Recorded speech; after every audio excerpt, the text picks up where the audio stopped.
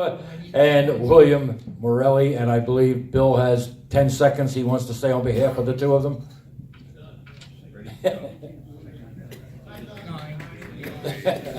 Took too long to get here, sorry, time's up. The Deputy Grandmaster gave me 5 seconds, so since I'm the only thing standing between you and the drawing of the 50-50, on behalf of Brother Figueroa and myself, I want to say we will be completely dedicated to continuing the work of the trustees of the historic Trenton Masonic Temple. Thank you for your kind attention, and a gracious good evening to Mel. Thank you, Bill. The next hotly contested office is that of Grand Secretary, and he's running against himself, so we don't know how that's going to turn out, but our candidate for Grand Secretary is most first of all, John Ryan. John? And for office of Grand Treasurer, we have our past Grand Master, most merciful Robert Sheraton. Bob? And running for the office, I assume that he's running for the office of Senior Grand Warden, is Robert Monticelli, something like that. Yeah, Robert B. Monticelli. Bob? And next for the office of Deputy Grand Master is our dear friend, good-looking guy, Greg Scott. She told me to say that about you, Greg. So. Thank you, appreciate that. And for the office of Grand Master is our current Deputy Grand Master, and that would be Right Worshipful Roger Quintana. Roger?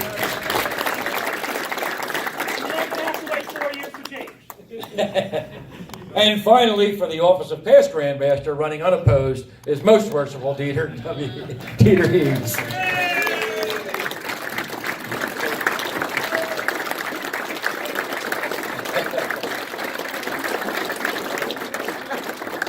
Brethren, we thank you for your attention here. Don't let anybody run off yet. We thank you, yes, we thank you for your attention here. As you heard all the candidates, we have some very important positions. Please take a seat, we're not done yet. I haven't given my speech yet. Now I'm running for my life, but that's another story. But seriously, we appreciate it. You have some very important choices to make next week, and your attention here this evening allows you to make a more informed choice when you get down to Atlantic City next week. We look forward to seeing you there. And never mind. Brethren, the Grand Master.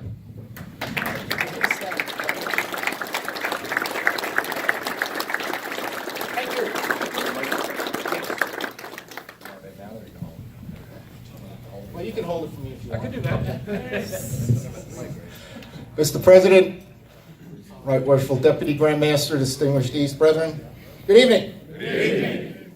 Before I give my comments, I would like to address a few things which were brought up tonight, but there's something on the agenda which I saw was not addressed, and that is you were going to vote on some ad book monies for the group, correct? Correct. Was that done? That is not done. You want to do it real quick? Okay. Need a motion to make a $500 T sign for the D-Malay golf outing in Carlisle, and also the Grandmasters golf outing at Sea Oaks Country Club for $100. Could I have that motion? Mr. President, I so move. Second? All in favor? Aye. Opposed? So moved. Thank you, Worship. Okay, thank you. I heard a lot talk tonight about transparency and cost cutting and overspending and things like that, but you know, I think we say one thing and we do another. One of the questions tonight posed by the audience, one of the editors of New Jersey Freemason, was why did we go from 3 or 4 issues a year to 1 issue? Well, we didn't go from 3 or 4, we had 2 electronic and 1 written. And the reason is we had budgeted in previous years $80,000 for 3 or 4 issues. Each issue runs about $28,000 to $32,000. So when there were 4 issues and $20,000 is $80 is budgeted, that means it's $100,000 and over. We went from $80,000 to $20,000 to $30,000 for that reason. And it was an experiment to try it to save money. And some of that money went directly down to direct savings, and another part of it was used to increase the budget for education and social media. And those are all things that I've heard people talk about for years now in Freemasonry. So you want to keep these things in mind when we hear. There's a lot of fake news out there. There's a lot of people who are accusing the Grand Lodge committees about certain things. All the committee reports are available. Budgeting was talked about here. If you would make the effort to go to the Grand Lodge trustees meeting, it's handed out every single meeting. There's no secrets here. It's all on the table. And another thing I wanted to address is the Ashlar Fund. And I would actually like our president and the treasurer to come up here and join me, because this has been something we've all discussed. Please, most worshipful sirs. And I think, I don't want to put you on the spot now quickly, but I know Don't mind. I would like to have them address it, because there's been a lot of talk the last 2 years, and there's nothing that's being hidden. In fact, we've been very, very above board about it all and very conscientious. So I'd like to pass the microphone to Most Worshipful Sharpe first, who's the president, and then he can pass it when he's finished with his comments to our treasurer, Most Worshipful Dorworth. And by the way, they've devoted countless hours to make this all work. Most Worshipful Sir. Thank you, Grand Master. I certainly appreciate the opportunity to speak. And it's certainly not an imposition. I've traveled the state of New Jersey as the Grand Instructor, and I got to say, I got not one question from anybody about the Ashlar Fund. But I'm prepared for any question that you want to ask as your president. That money was a 501c3 Acacia Lumberton. It turned over by my esteemed Grand Master when I was Deputy Grand Master, and he put us on the path to invest that in a 501c3 so we could distribute it and get it back to the brethren, which is exactly what happened. Now, there are 6 members on that board who are elected by you, the elected line, and 2 trustees. So the controlling interest of the Ashlar Board is elected, as in the Senate of the United States, at the House of Representatives. You don't vote on every bill that comes across the desk. You vote your representatives to speak for you, and that's what they do there.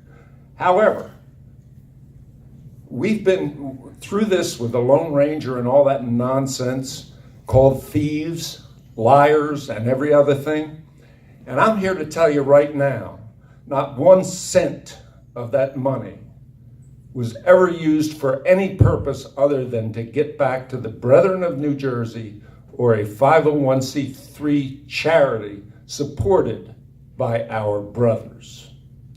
And I'll tell you that as on my honor as a Mason, and I get very, very riled up when people accuse that of being something different than it is.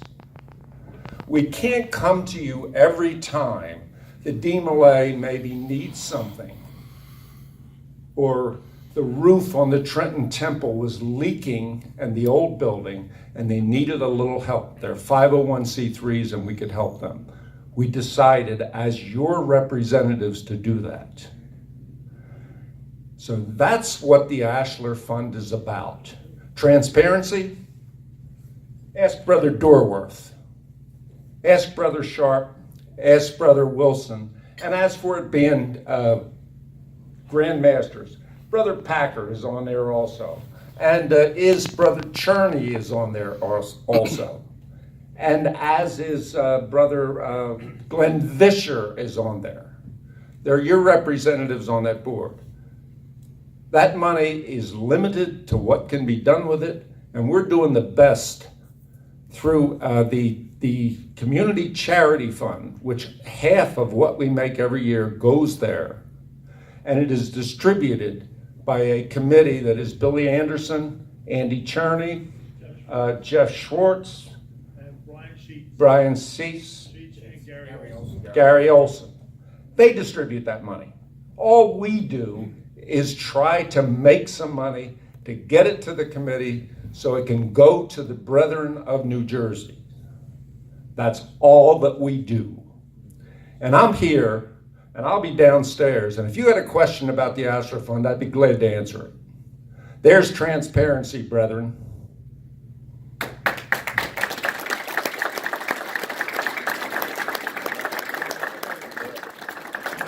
Most worshipful sir, I believe you nailed it. Just for figures, the 990 has been filed. All that's been signed and sent away. So if you want to sneak around and check it, you certainly can do so online. All everybody wants to go look at the 990s. Well, they're there.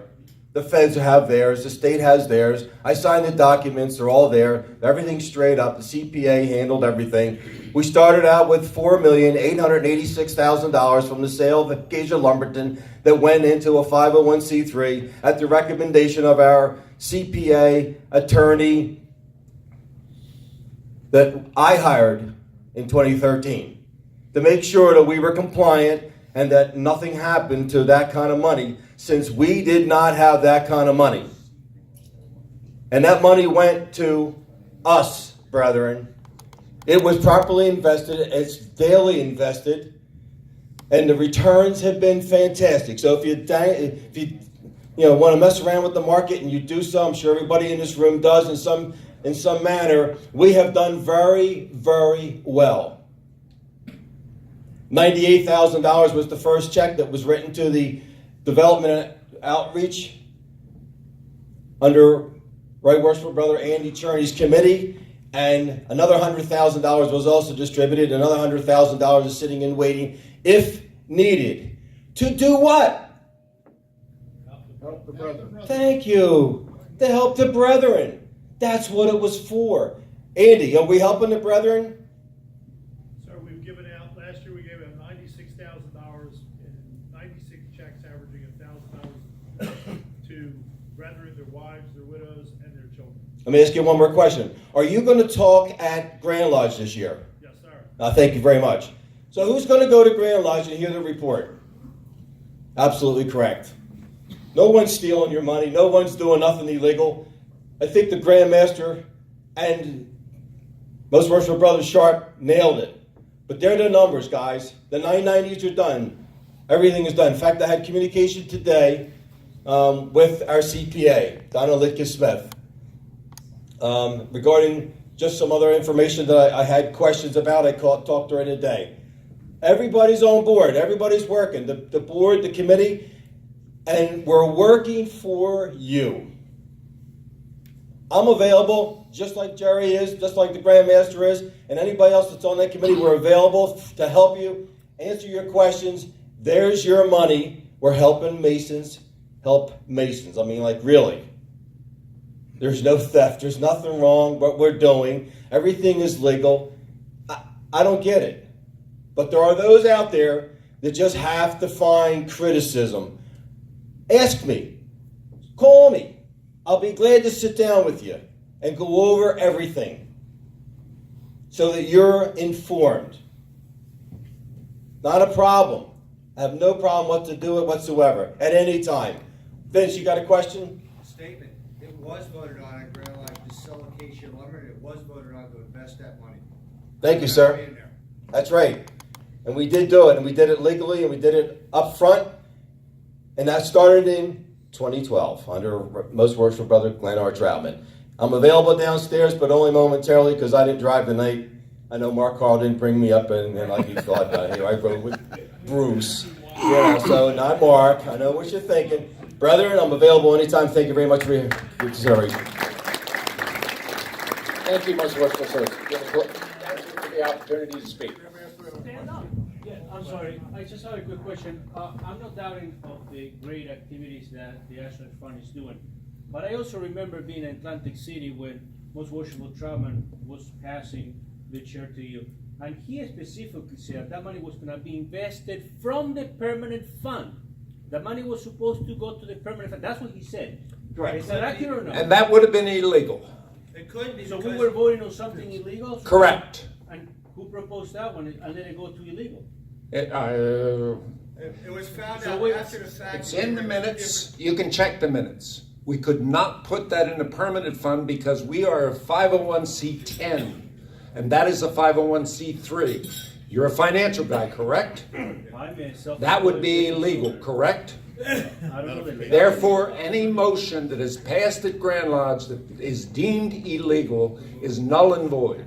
That's- okay, Could not if go that's the there. case, If that is the case. What do you mean if that is the case? If that is the case, that it was that motion that at the time, when everybody was AC voted, let's go to the permanent fund, and that was illegal. Yes. Why at the same time, once they realized this is illegal, we're doing something wrong, why they just couldn't do it in the same way and include everybody else that voted for the same way? That's a simple question. I'm not doubting of the legality that you guys are doing, or stealing or not stealing, I'm not saying any of that. I'm just trying to see, because that's where the confusion comes from, I think, for a lot of guys. Hey, do you want to comment before I? Yes, please. When we started this process, we went to an attorney, 501c3 specialist, Beth Yingling. You can look her up. Her office is out of Newark.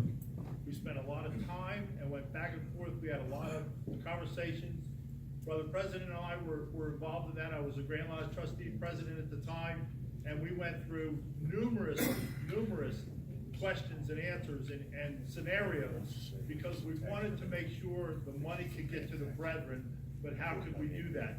If the money went from Vacation Lumberton to the members of Grand Lodge, then it was considered a pass-through that the IRS would have said, this 501c3 that you started with Ashlar is nothing more than an added benefit for all the members. And you're taking money and trying to give it to the brothers as tax-free money and not pay tax on it. So he said, you can't do that. So we said, okay, how can we set this up where we can still have the brothers benefit? So they said, you know what you could do?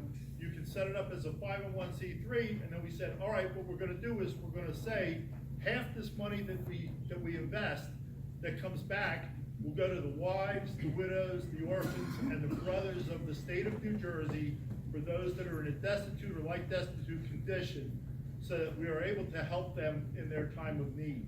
And that's what we've been doing for the last year and a half. And I've been everywhere, all over the state of New Jersey, talking about this. The Grand Master and the elected line have talked about this everywhere they went. And we've been to town hall meetings where this is all discussed. I have about 3,000 pamphlets that has the Masonic directories on it, that has this information on there too. And I give everybody my business card and my home cell phone number, 267-ANDY, 609-267-2639. And I say, call me anytime, day or night. I have 2 calls on my phone today while I'm here for people asking for help. And I have another gentleman that's here that said he's got somebody he wants me to talk to too. So I don't know what else to do, brother. I don't know how else we can go out there and help as many people as we can, other than the way we set this up. No, I'm not doubting. Okay, that okay. yourself. Brother Devchin, this is not a discussion right now. We wanted to give an explanation to the brethren about what we've been doing and where it started from. If you didn't take the time to educate yourself with these members of the board or Andy, I suggest that you do it after our meeting tonight, but we can't talk forever about this. I think they explained it very well, and please talk to Andy, talk to any of them, but now is not the proper time to inform yourself.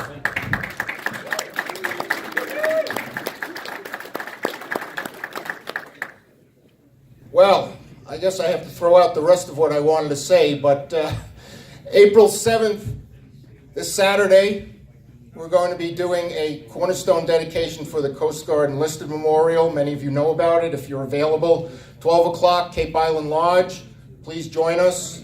Hopefully the snow passes us by. It'll probably just be a slushy spring-type snow. And last but not least, I would like Right Worshipful Ed Costa to stand up and we'll sing Happy Birthday to you, okay? For once it's not Omar Boris. Happy birthday to you. Happy birthday to you.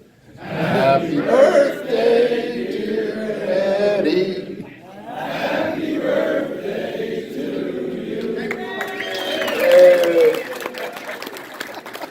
you. Okay, brethren, if you do have more, what's that? Sunday. And Sunday we also are doing a memorial for Earl Sutton down in Egg Harbor Township, and we're laying a marker stone there for Most Worshipful Earl Sutton. And that'll be at a cemetery close to Trinity Lodge.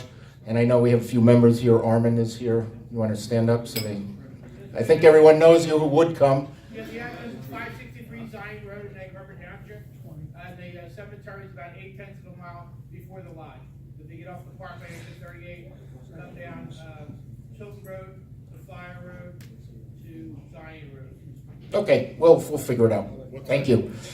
Again, brethren, everything that was talked about tonight, everything is an open book to all of you. I would like to thank all the candidates for coming and speaking. This is the third one we've had. And everyone think very carefully, because all the things that you hear the candidates saying, they're going to have to show the pudding now afterwards if they get elected.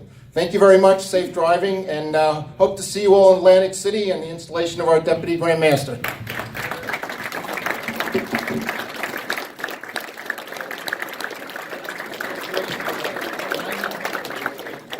Oh, well, thank you. Is this the winning ticket?